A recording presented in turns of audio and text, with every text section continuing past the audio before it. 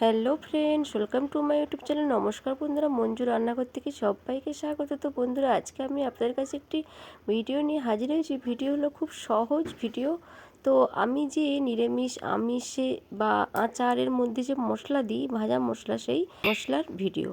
তো বন্ধুরা, আমার পুরো ভিডিওটি দেখবেন, মাঝখানে স্কিপ করবেন না। আমার পুরো ভিডিওটি দেখার জন্য আপনাদের কাছে অনুরোধ রইল। আমার চ্যানেলে নতুন শ্রোতা হলে চ্যানেলটি সাবস্ক্রাইব করার অনুরোধ রইল।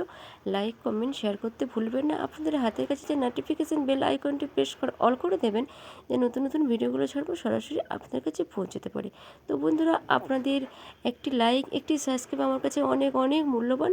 সবাই ভিডিওটি দেখে লাইক করবেন, সাবস্ক্রাইব করবেন। তো বন্ধুরা, আর বেশি কথা না বাড়িয়ে এবার ভিডিওটি শুরু করা যাক।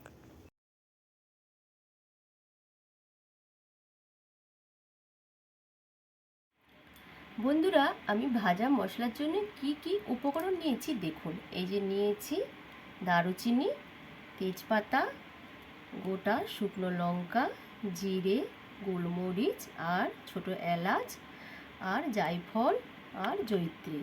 আর এর সঙ্গে আমি অ্যাড করব ধনে গুঁড়ো, কারণ আমার হাতের কাছে গোটা ধনে নেই, তার জন্য সবার লাস্টে আমি ধনে গুঁড়োটা ভাজার পরে ওটা দিয়ে আমি নামিয়ে নেব।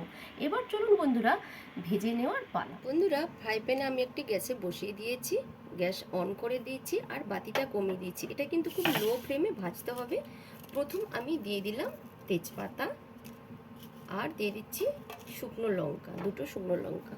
তো বন্ধুরা, আপনারা এই ভাজা মশলাটা যে কোনো নিরামিষ আমিষ রেসিপি মানে যেই রান্না করবেন, তাতে যদি অল্প একটু দিয়ে দেন না, রান্নার স্বাদ দ্বিগুণ বেড়ে যাবে। এরপর আমি দিয়ে দিচ্ছি দারুচিনি। আর বাড়ির সদস্যরা হাত চেটে পুটে খেয়ে নেবে, দেখবেন এই মশলাটা আপনারা যদি দিয়ে রান্না করেন। আর এর মধ্যে আমি দিয়ে দিলাম এলাচ।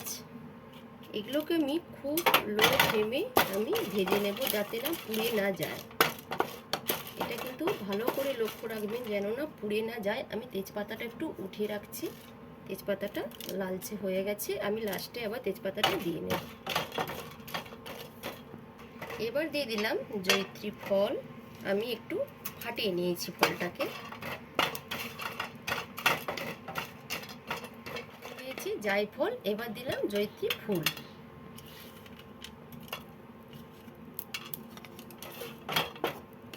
এবার এগুলোকে ভালো করে আমি লো ফ্লেমে ভেজে নেব। এর মধ্যে থেকে একটা এত সুন্দর মিষ্টি গন্ধ বেরিয়েছে বন্ধুরা, আপনারা না ভাজলে বুঝতে পারবেন না।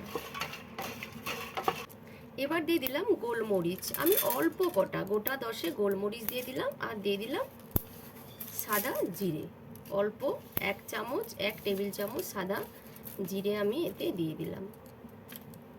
দিয়ে এবার আমি, কারণ জিরে দিয়ে দিচ্ছি মানে এটা কিন্তু বেশিক্ষণ আর ভাজা যাবে না, কারণ জিরে কিন্তু অল্পতেই কিন্তু পুড়ে যায়।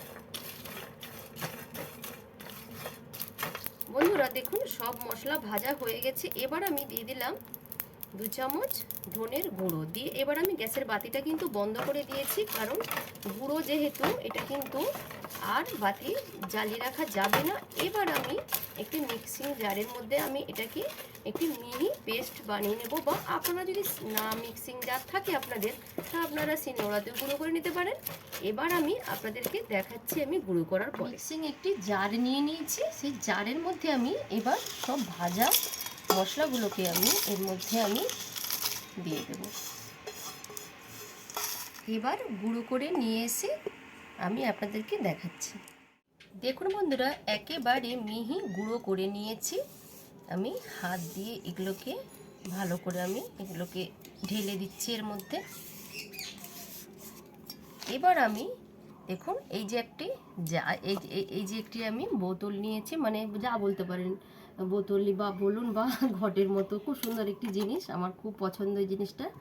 এটার মধ্যে আমি এই গুঁড়োটাকে আমি রেখে দেব। অনেক দিন ধরে এটা কিন্তু ব্যবহার করা যাবে। বা আপনাদের যদি অন্য কৌটো থাকে, তার মধ্যেও সুন্দর করে ঢাকনাটাকে ভালো করে লাগিয়ে রাখবেন, যাতে এর গন্ধটা না বেরিয়ে যায়। তো ঠিক কতটা করে দেবেন পরিমাণ হিসাবে, তরকারিতে কিন্তু খুব অল্প অল্প করে দেবেন। আর মুদির দোকানে গিয়ে বললে আমি যে যে উপকরণগুলো দেখিয়েছি যে কোনো মুদির দোকানে গিয়ে বলবেন, ওনারা আপনাদেরকে ঠিক দিয়ে দেবে সব কিছু হিসেব করে।